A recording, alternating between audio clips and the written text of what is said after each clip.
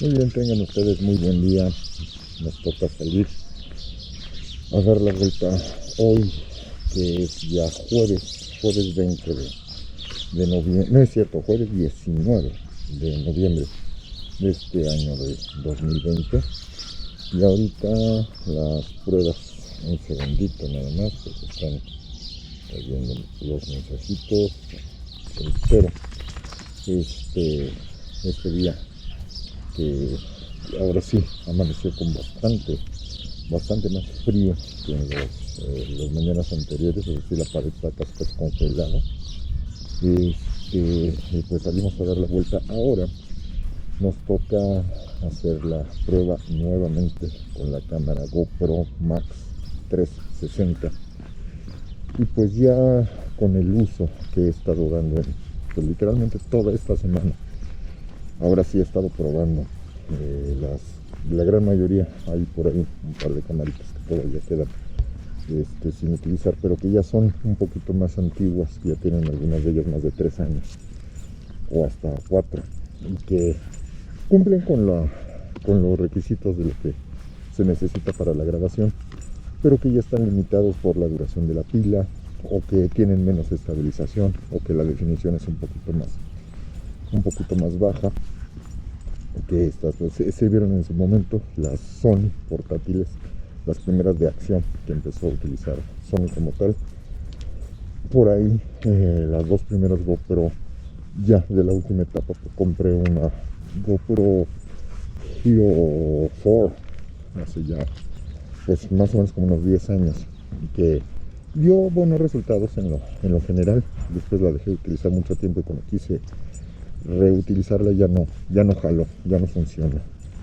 Y había algunas cosas en la transferencia de los datos que no me acababa de convencer, y que pues pasaron literalmente 3 generaciones hasta que decidí, viendo que parecía que esas situaciones de desbalance en el control, manejo de los datos ya se mejoraron bastante. Fue cuando me decidí a comprar la GoPro Hero 7, tanto en 2 modelos, tanto el Silver como el Black, y que en lo general el resultado bastante bueno, aunque la Silver es la que utiliza normalmente Mercedes, y la que yo tendía a utilizar un poquito más, sobre todo por la amplitud del ángulo que manejaba, era la 7 Black. Esa incluso pues tiene hasta sus 2 pilitas, tiene su cargador para ambas pilas. Pero ya después, cuando vi la funcionalidad que representó comprar las DJI, pues sí hubo una gran ventaja, tanto en la compra como en la utilización de las mismas. Una por el gimbal y la otra por ser directamente la competencia de la GoPro. Entonces esto ya me llevó a tomar la decisión de utilizar más bien las DJI.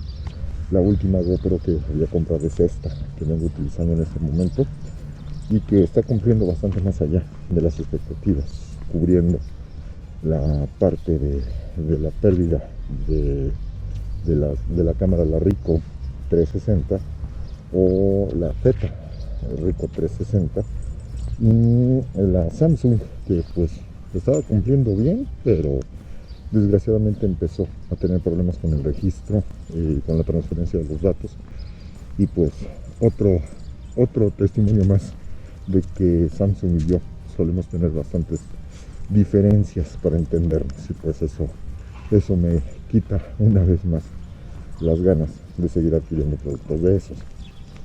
Entonces, haciendo nuevamente los testimoniales con esta cámara, reitero, ahorita pues vamos a platicar un poco del tema que ya había tomado ayer, referente a la materia, al diplomado de Historia y Cultura de México, de la conquista a la independencia.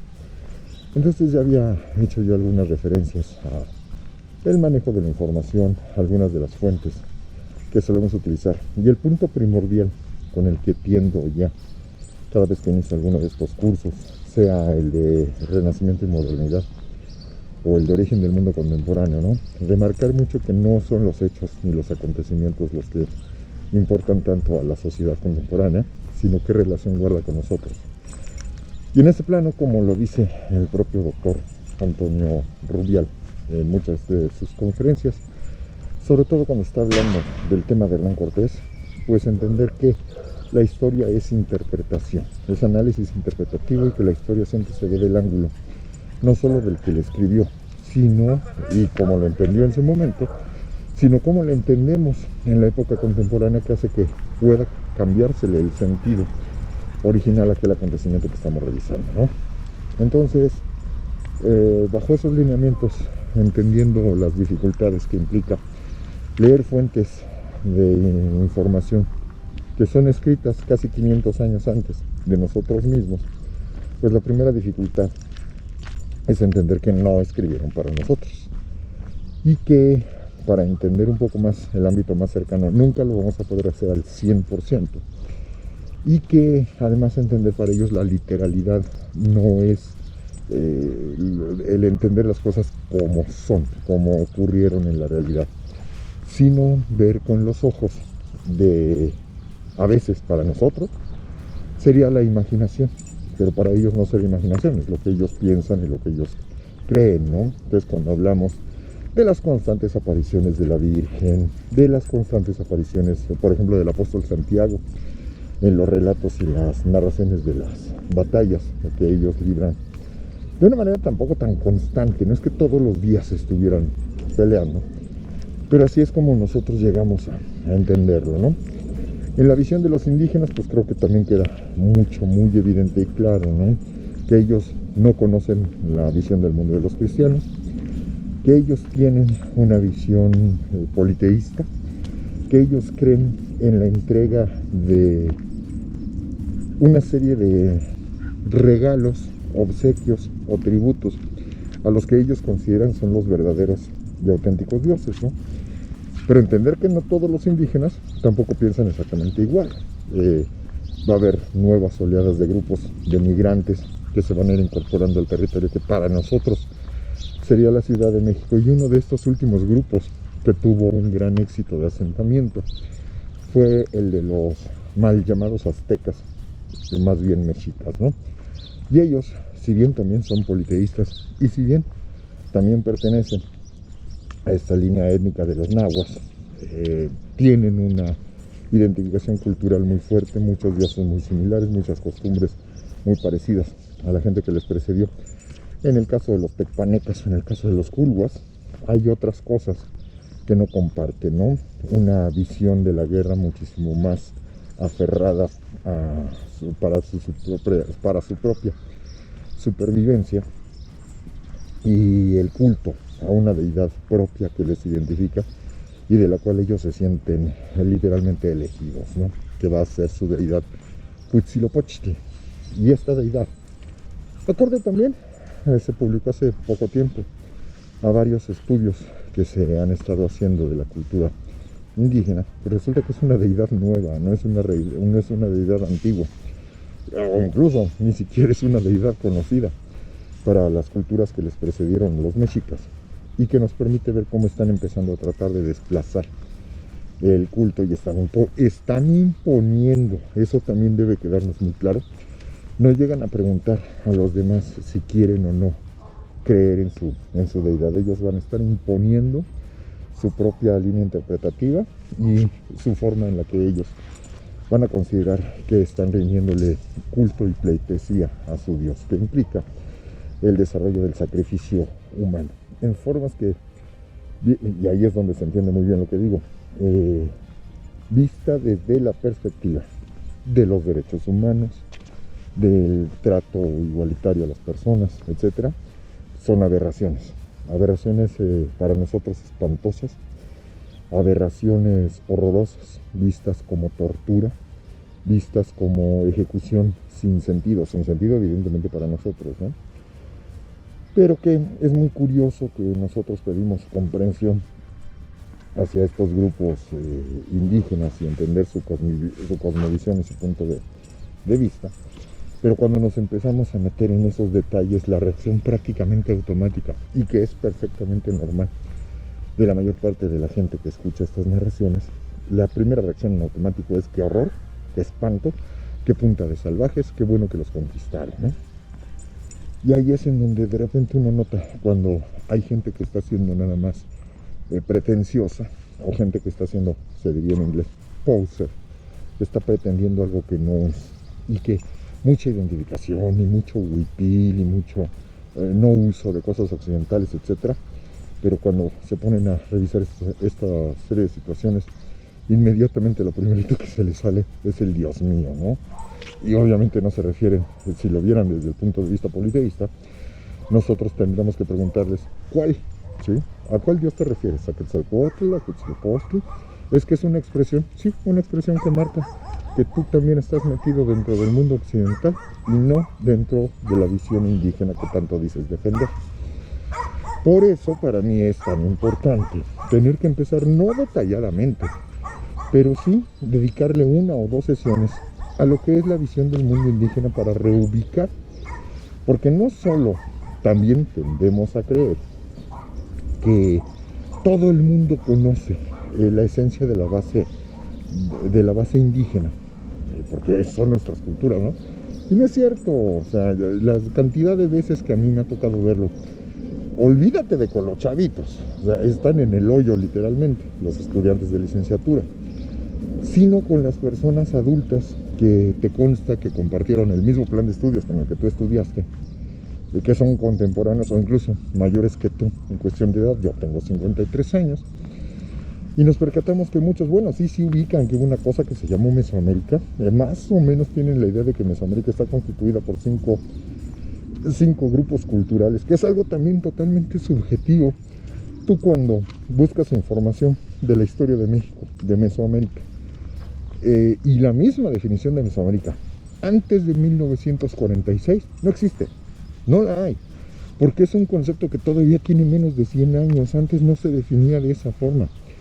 O cuando buscas información que refiere a los olmecas, como nosotros los entendemos, esta cultura que vivió entre las regiones de Veracruz y Tabasco, y que vendría siendo la dichosa cultura madre, base de todas las culturas prehispánicas, resulta que antes de 1943 no se entendía de esa manera. La palabra existe, se hace referencia en algunos testimonios del siglo XIX a cierta cultura olmeca, pero no es lo que nosotros entendemos.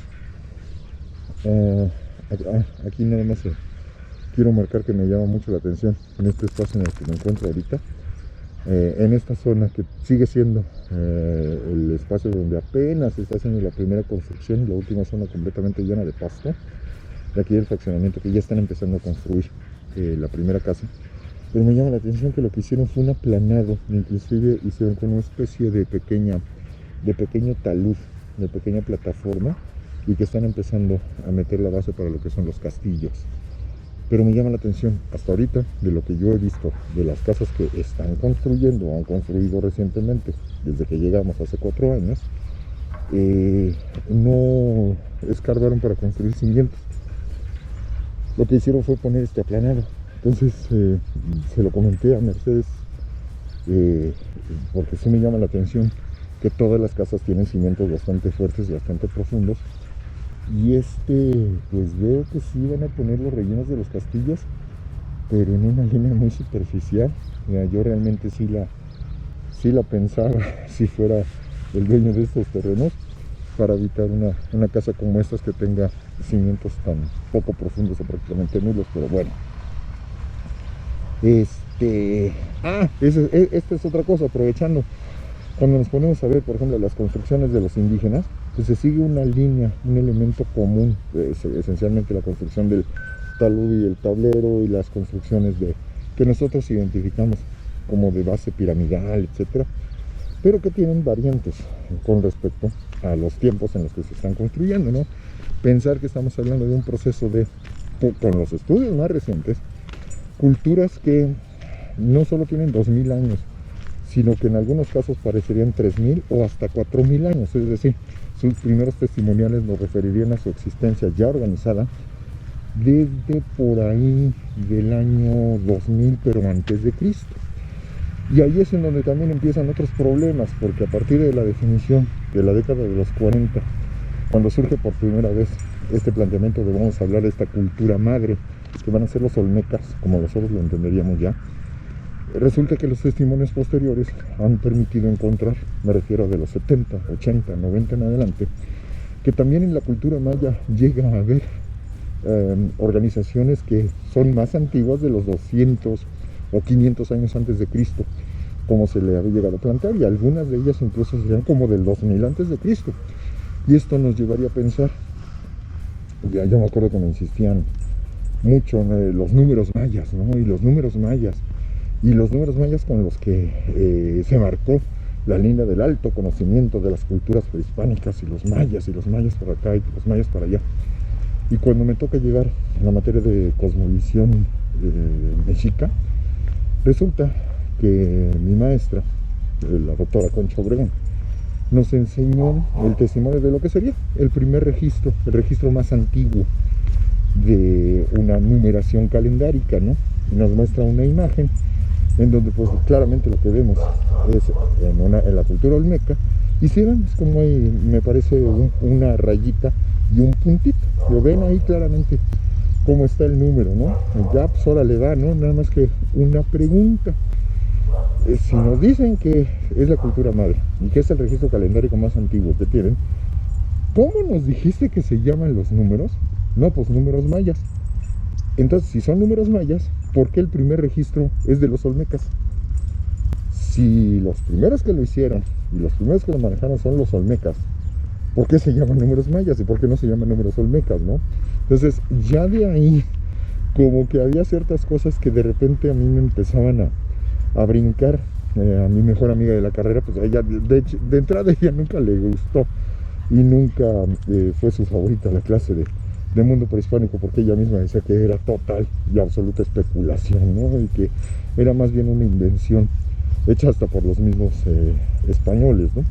Yo me acuerdo que varias veces nos agarramos de la greña, porque en aquel entonces yo estaba clavadísimo en el mundo prehispánico, compilé mucha información, aprendí lo más que pude, y a mí me tendían a gustar más las pirámides que los conventos, ¿no? Ya con el paso del tiempo terminé dándole la razón, que terminé entendiendo y comprendiendo mucho mejor del mundo virreinal en adelante que del mundo indígena. Y este problema pues también lo llegamos a encontrar con mucha de la gente cuando vamos a hablar de historia, y nos encontramos que no se quiere saber nada del mundo indígena, pero eso sí, nuestras raíces y nuestra cultura y nuestra raíz culinaria indígena. Sí, pero la mayor parte de ustedes no come escamoles, no los ha probado, no les gustan o se les hacen demasiado caros. No les gustan los gusanos de maguey. El único gusano que de repente por ahí medio se le acercan es cuando vienen el mezcal, y no todo el mundo le gusta el mezcal. O cuando nos dicen, es que el pulque, sí, nada más que lo que bebían los indígenas no era pulque. Esa es otra tontería que no hemos acabado de entender. Ellos lo que bebían era aguamiel. El pulque fermentado, ese ya era aguamiel echado a perder. Y no lo bebían todos, y lo bebían solo ceremonialmente y en ciertos momentos. O sea, un chorro de cosas que cuando tú ya te pones a analizar y te pones a estudiar con un poquito más de atención y con un poquito más de cuidado, pues te percatas de lo mal que no que se han hecho las investigaciones, porque cuando revisas las investigaciones sí tienen muchos fundamentos, sí son muy cuidadosos, a veces se maneja en el detalle más clavado hacia la parte técnica, cosa que comprensiblemente hace que a mucha gente no le guste hablar del mundo indígena, porque como en alguna visita me tocó escuchar, ¿no? Oye, mamá, ¿y por qué estamos viendo estas piedras viejas que no dicen nada, ¿no? Así, literalmente. Porque a veces en la labor arqueológica, y para tratar de no caer en la interpretación, o menos en la sobreinterpretación, pues te limitas a lo que sí ves, ¿no? Esta es una estructura piramidal de 200 por 150 metros de ancho, que tiene una altura de 150 metros, que está construida con roca caliza, y así. Y al momento de que tú quieres conocer la carnita, ¿no? Los detalles, pues te tienes que inventar una serie de relaciones históricas que nunca existieron. Entonces te terminas dando cuenta que cuando das las visitas guiadas a Teotihuacán, pues para poderle dar sentido, tienes que hacer referencia a los usos y las costumbres indígenas, sí, pero las de otras áreas.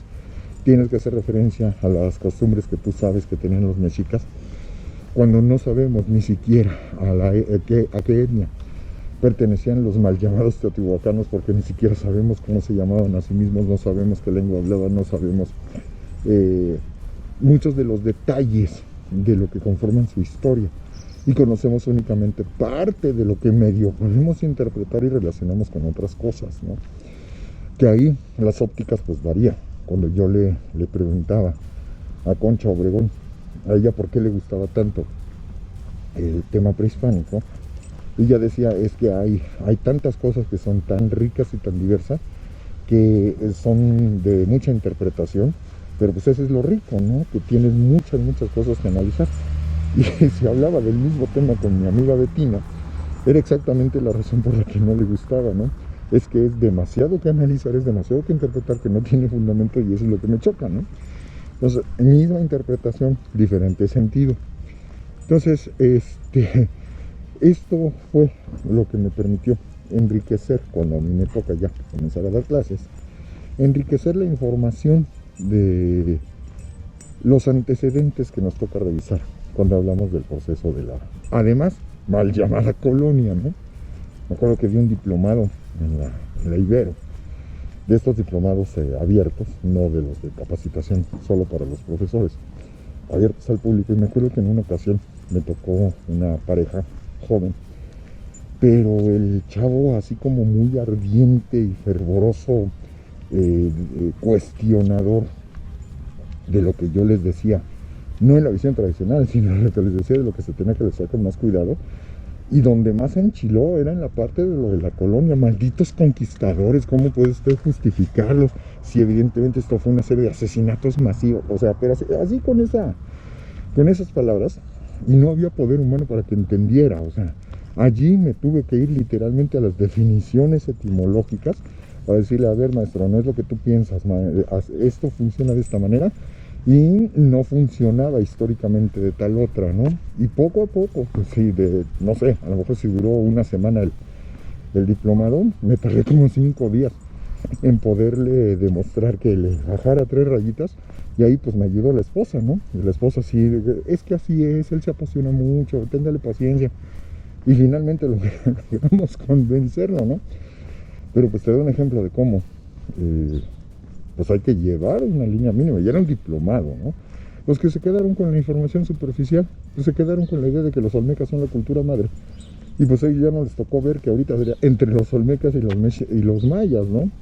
Y además se agregaron otras cosas por ahí en una visita guiada que a mí me invitaron, ya por ahí de los 90, nos tocó ir a una zona arqueológica, cuyo nombre no recuerdo desgraciadamente, en el estado de Guerrero, en donde se encontraron amplios testimonios de la cultura olmeca, ¿no? Entonces la costumbre, cada vez que encuentras algo de rasgos de cultura olmeca, lo primero que dices, los olmecas influyeron sobre esta cultura, ¿no? Porque son la cultura madre. Sí, nada más que lo que llamaba la atención es que había testimonios arqueológicos que tenían entremezclados elementos claramente de la cultura teotihuacana con elementos de la cultura olmeca. Pues bueno, sí, es normal, ¿no? Los olmecas influyen a la larga, aunque no los conocieran, sobre las culturas teotihuacanas. El problema es que, y ahí la explicación nos la daban los arqueólogos, desgraciadamente se encontró que mucho de aquello que sí se podía hacer el análisis cronológico para ubicar la temporalidad de estas construcciones, resulta que muchas de estas iban a una temporalidad ya completamente fuera de la cultura olmeca, y no era nada más así como algunos rasguitos sueltos los que se llegaban a encontrar en los testimoniales, sino que era una influencia en donde sería más dominio de los olmecas que de los teotihuacanos. Y al momento de comenzar a especular, porque pues, es lo que se hace, ¿no? ¿Cuál sería la relación de uno con el otro? Resulta que habría sido una zona arqueológica que marcaba el dominio de una cultura con dominio absoluto de la visión olmeca en una región donde se supone que no debería de haberla, estado de Guerrero, y en una mezcla con elementos teotihuacanos, nada más que la temporalidad no correspondía. Y esto te llevaba a dos cosas. O los olmecas vivieron mucho más tiempo del que se les suele atribuir, y no solo en las regiones que se nos suele delimitar, sino que además habría la posibilidad inversa. Los teotihuacanos son una cultura muchísimo más antigua de la que solemos pensar y creer. Pero esta zona arqueológica no se le hacía mucha difusión. Y además se presentó la otra circunstancia de que fue descubierta de manera completamente circunstancial cuando se ordenó la construcción de la autopista del Sol. Y la prioridad era la autopista. Los arqueólogos iban literalmente atrás de los ingenieros constructores, pero cuando hay el descubrimiento de algo arqueológico se tiene que detener la construcción y se tiene que hacer la revisión. Y si a la valoración que hagan los arqueólogos vale la pena detener la construcción, se tiene que suspender, se tiene que buscar otro lugar para construirla, ¿no? Y aquí nos dimos cuenta, nos lo insistieron mucho, ¿no? Era una prioridad, a que tampoco nos extrañe. En aquel entonces, para el gobierno de Carlos Salinas de Gortari, la construcción de la autopista del Sol, y no los iba a detener en una zona arqueológica, aunque esta tumbara toda la visión histórica que se tiene acerca de las culturas antiguas de México. Y nos decían, la zona arqueológica que ustedes están viendo y están revisando tiene una gran cantidad de información, pero es mínima la cantidad de información comparada con todo lo que se perdió, con todo lo que ya se destruyó y que se dieron cuenta de que existía cuando ya partieron a la mitad del cerro donde estaba la Acrópolis, ¿no? Donde habían construido esto. Entonces, son de estas cosas que además ya no trascendieron. Eso ya no se permitió que se publicara, y solo en pequeños círculos de información medio se andaba repartiendo la misma, ¿no? Entonces, esto se suma a que si de veras tuviéramos que hacer una nueva revisión de la visión que tenemos del propio Mesoamérica, habría varias cosas que ya tendríamos que revisar desde otros ángulos y desde otros puntos de vista. No que cambiaran por completo la visión que se tiene, pero que sí nos enriquecieran y matizaran mucho de lo que solemos creer acerca de las culturas antiguas, ¿no? El otro punto que también estoy comenzando a mencionar, el creer que todo el mundo sabe y todo el mundo conoce lo que es Mesoamérica, ¿no? Son constantes las preguntas de los alumnos, y a ver, es que a mí nunca me lo explicaron, es que yo nunca lo acabé de entender.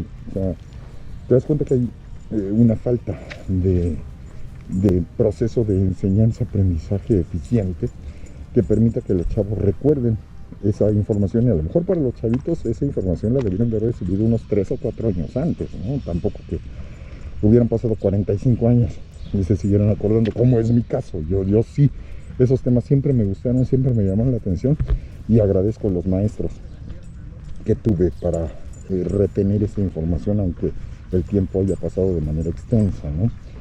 O la curiosidad por buscar la información que me compense. Entonces, cuando llegamos ya con los adultos, nos encontramos que algunos medio se acuerdan, hay medio tienen una idea, y también los otros prejuicios, ¿no? De que, pues es que eso todo el mundo lo sabe. Seguro que todo el mundo lo sabe. Cuando a mí me tocó dar clases en el Instituto Cultural Helénico, cuando comencé dando la materia, ahí sí era materia, de historiografía prehispánica, que pues entraba la mayor parte de la gente, pues la historia de los especialistas, claro, Alfonso Mendiola entre ellos, pero si la historiografía prehispánica no existe, sí, esa es una invención, ¿no? Pues comenzábamos justamente hablando de la visión de esta estructura, de esta superestructura cultural, ¿no? Que va a ser Mesoamérica. Y yo les mencioné así, nada más, ahí les enseño el mapa para que medio se acuerden, pero ya lo saben, no me voy a detener. Y resulta que gente de nivel de maestría, una de ellas lo dijo claramente, perdón, pero eso me lo enseñaron en la primaria, yo sé que sí lo sabía, pero ya se me olvidó, por favor, podría volvernos a recordar con un poquito más de... más de detalle, y por eso me puse muy insistente. Yo pensaba exactamente lo contrario. Esto todo el mundo lo sabe y todo el mundo lo conoce, y no es cierto.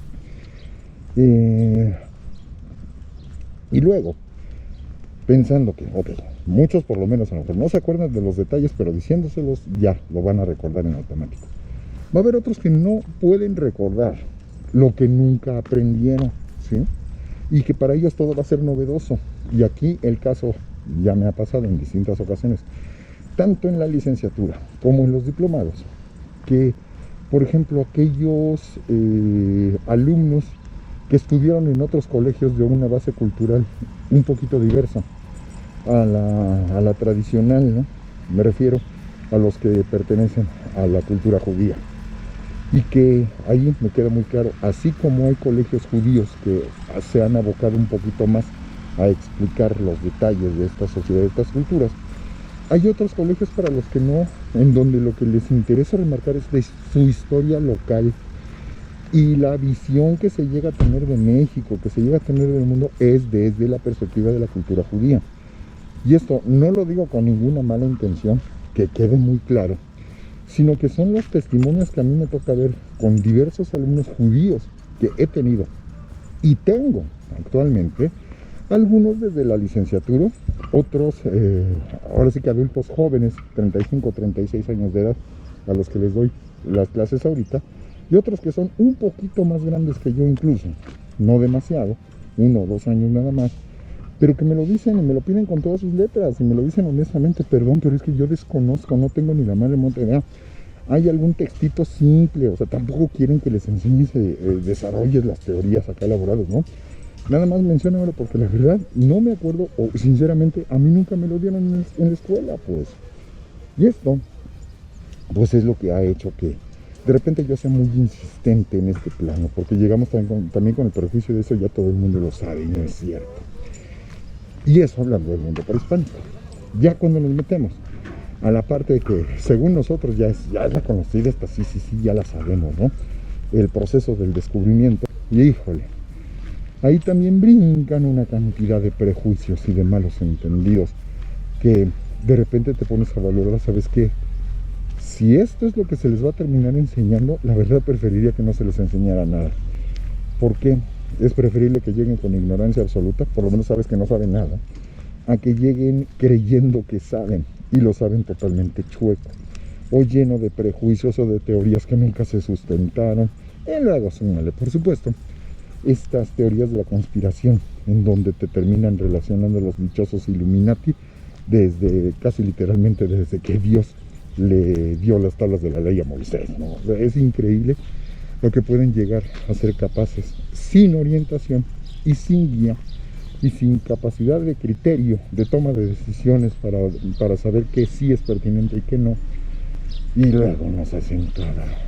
Yo me acuerdo igual en la segunda generación de la maestría de la escuela, la escuela de salvación, del mismo helénico, que pues había que definir también cuáles van a ser los temas de tesis de cada quien, ¿no?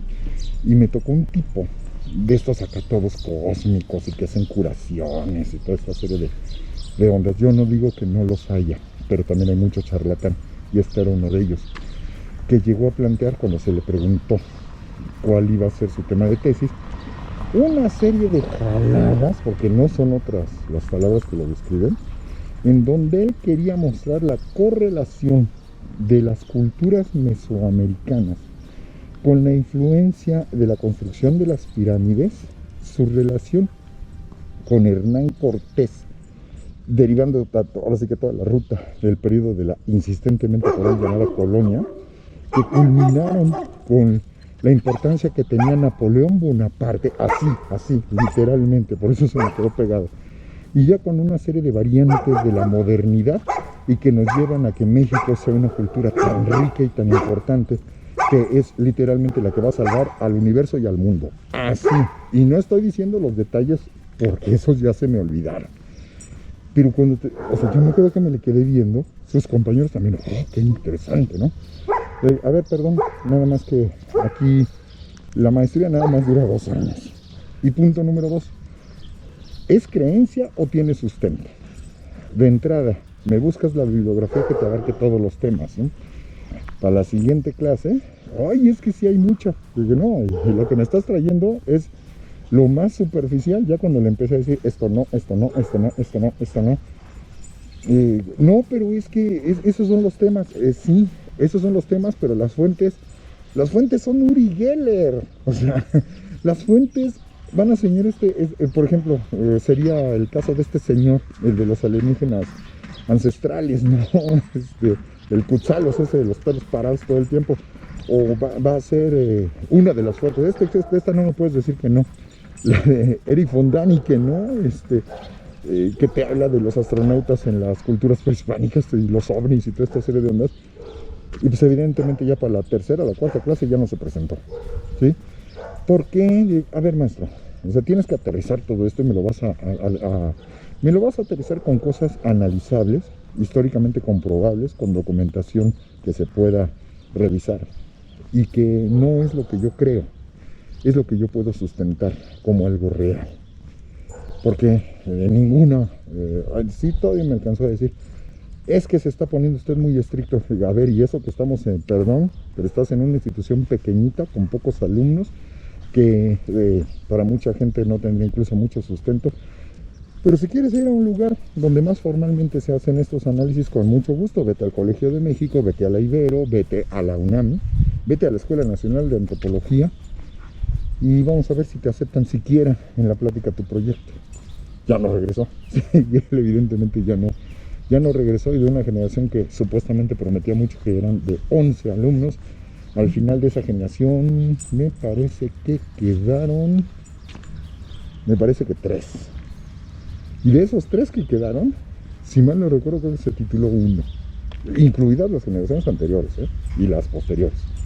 Entonces, desgraciadamente ahí es en donde uno se da cuenta, como en el caso de esa maestría, también en las entrevistas era muy claro cuando les preguntabas por qué razón querían tomar la maestría.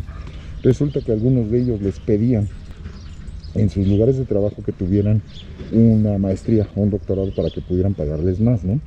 No les importaba en qué, pero que tuvieran maestría y doctorado. Entonces se iban a estudiar lo que para ellos, según su opinión y su punto de vista, para ellos era lo más fácil y lo más sencillo, ¿no? Pues vamos a estudiar historia, ¿no? ¿Qué tiene de dificultad esto? Y eso era un problema. Yo lo platiqué con mi primera directora en aquella época, cuando recién se abrió la maestría. El hecho de decir, necesitamos alumnos para sobrevivir, pero también, si vamos a ser profesionales, tampoco podemos aceptar a cualquier persona. Y si a las 2, 3, 4 sesiones de aclarar a qué se van a tener que dedicar y qué es lo que van a tener que hacer, y no lo entienden, con todo el dolor de mi corazón los necesitamos, pero no se pueden quedar, porque aquí es primero la profesión. Entonces, esto nos llevó, en mi caso, a abordar por mucho más estas teorías de la dichosa disque historiografía prehispánica, y pues que evidentemente no daban los frutos o los resultados de lo que profesionalmente se supone que debería de hacerse. Así, cuando nosotros llegamos ya en el caso de los diplomados, que se supone que son menos exigentes en lo académico para las personas del público que deciden asistir, pues a mí me queda muy claro que tampoco les vamos a decir que sí a estas teorías basura y estas porquerías interpretativas que comúnmente se van a encontrar en todos lados. Y a lo mejor no es una maestría, a lo mejor no es un doctorado, a lo mejor no es la UNAM, a lo mejor no es Antropológicas, no es la Escuela de Antropología, pero por ser una institución académica formal, tampoco vamos a permitir que se les transmita estas visiones idílicas o totalmente falseadas, a las que podemos mencionar y podemos explicar por qué se construyeron, pero que no van a ser la base del análisis interpretativo con el rigor histórico que se supone que a nosotros nos toca. Por esa razón yo insisto mucho en tener que explicarles en una o en 2 sesiones esta visión muy general de la postura interpretativa, que nos permite saber por qué de repente tenemos visiones tan chuecas o tan encontradas cuando estamos haciendo particularmente el análisis del inicio del proceso de la conquista como tal, ¿no? Entonces, tomando en consideración todos estos elementos, cuando nosotros empezamos a llevar la materia, es fundamental. No que toquen, de hecho eso ni siquiera viene en el temario, ¿no? Pero que sí debemos de incluir por lo menos, literal, una plática de 15 minutos de inicio en las introducciones, para hacerles saber, aquí no se va a ver lo superficial. Y si bien es un diplomado, van a tener una cantidad de información, una calidad de información, que a veces, algunos de nosotros, no la llegamos a tener estudiando la licenciatura. Y esto me consta, por lo que a mí me ha tocado hacer en lo personal. De esta forma, cuando entramos al análisis ya de este proceso, primero del descubrimiento de América, que implica ya retomar los planteamientos de don Edmundo O'Gorman, al que tuve el placer, el privilegio de conocer personalmente. Desgraciadamente a mí ya no me tocó porque nada más daba clases en el posgrado y yo era recién ingresado a la licenciatura, y se murió como al año y medio que yo estaba apenas empezando la carrera. Pues ya no me tocó tomar ninguna clase con él, ya solo daba tipo seminario y solo en las clases del doctorado, ¿no? Aunque me tocó acercarme mucho a platicar y dialogar con gente que sí estudió con él, ¿no? En el caso de Lupita Jiménez, en el caso de Cristina Torales, en el caso de Manuel Ramos, en el caso de Antonio Rubial, y algunos más jóvenes con respecto a los demás, 2 años más grandes que yo, como el caso de Mari Aspe. Mari Aspe, que inclusive ella llegó a ser amiga personal, ¿sí? Asistente literalmente de don Edmundo, y con la que tuve el privilegio de sentarme un día a platicar. Después de mucho tiempo ya se casó, tuvo sus hijos, dejó la academia y tiempo después regresó y se incorporó, y en uno de estos días nos encontramos. Una persona sapientísima, una persona irónica, sarcástica, analítica, crítica, sabia, y como me decía la secretaria, mi queridísima Martita, la secretaria del Departamento de Historia, que fue como mi madre prácticamente durante 25 años, me decía, es que ella es un clon de Edmundo O'Gorman, ¿sí? Ella, su forma de hablar, su forma de ser, su forma de pensar, refleja totalmente la forma de ser y de pensar del mismísimo don Edmundo O'Gorman, ¿no? Entonces ella, tuve el privilegio de que fuera mi colega, tuve el privilegio de que me pidiera asistencia por ahí para algunas cosas. No me acuerdo si fue, creo que en la presentación de su doctorado, que le ayudé también a hacer la presentación. Entonces, si bien a don Edmundo no lo tuve en el salón, sí tuve a gente que fue muy cercana a él mismo, como el caso de Mari Aspe, ¿no? Y algunos otros que nos transmiten esta visión analítica y crítica, que le llevaba a él a entrar constantemente en fricciones con gente como Miguel León Portilla, que apenas acaba de fallecer, si mal no recuerdo, hace un año. Entonces, todo esto, el mencionar a estos monstruos del análisis de la historia, es lo que nos ha permitido, además, ya en las materias extendidas de Historia y Cultura de México, ya no nada más las 30 sesiones iniciales, nos ha permitido desglosar mucho más y mejor el proceso, que nos permite entender en 29 sesiones lo que ha sido esta línea desde el descubrimiento de América, proceso de análisis interpretativo, y lo que abrió las puertas ya para el proceso de conquista y evangelización, ¿no? Esto es lo que justamente a nosotros nos ha dado la base para poder entender con una mayor certeza pues todo el proceso de lo que pues a veces ya no revisamos, ¿no? Si bien nos fue por ahí, nos tocó que revisáramos, por decir, hasta 1521 y chance hasta 1535, ¿no? Que es fundamental para entender la diferencia entre lo que va a ser un virreinato y una colonia, ¿no?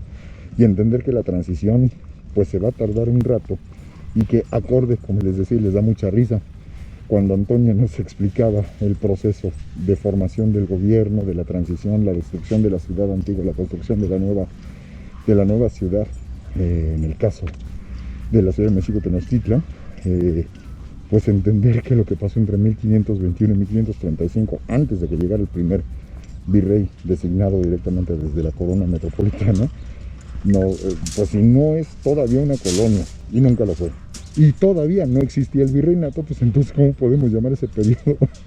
Y la respuesta que nos daba Antonio, muerto de la risa, era, si le vas a querer poner un nombre a esto, esto fue un desmadre, ¿sí? Así literalmente, porque literalmente eran las pistolas de los conquistadores, ¿no? Y era ver quién tenía más autoridad encima uno del otro, y los pleitos locales existentes, ¿no? Entonces, ya cuando te metes al proceso de los virreyes, entender por qué se les llama virreyes, quién los nombra, quiénes son los que le asesoran, cómo se forma el consejo de la ciudad, la influencia de la base religiosa católica cristiana, etcétera, más las resistencias de los indígenas, porque también eso de que ya cayó Mexico Tenochtitlan y se rindieron todos los demás, pues tampoco, no es cierto, hubo mucha más resistencia de la que nosotros pensamos. Va a haber algunos que van a terminar diciendo, órale, sí, ya va, pero déjenos en paz y no se metan con nuestros detalles de entendimiento del mundo.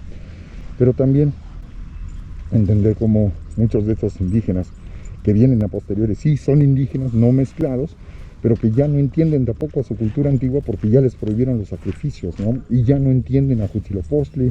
A lo mejor la tradición les dice, sí, nuestros abuelos nos enseñaron, pero para ellos también ya perdió sentido, ¿no? O cosas tan sencillas como documentales para mí tan admirables, como los de Tlacuilo, documental del año de 1988 de Enrique Escalona, que nos ayuda a tratar de entender cómo eran los códices prehispánicos y la dificultad de entenderlos y traducirlos, y que de repente pues hay ciertas afirmaciones que nos dicen actualmente, hablando del 88, actualmente el náhuatl es una lengua que habla más de 1 millón, por decir, no me acuerdo ahorita del número exacto, de 1 millón de mexicanos, y que nos permiten entender lo que era la visión de las culturas antiguas.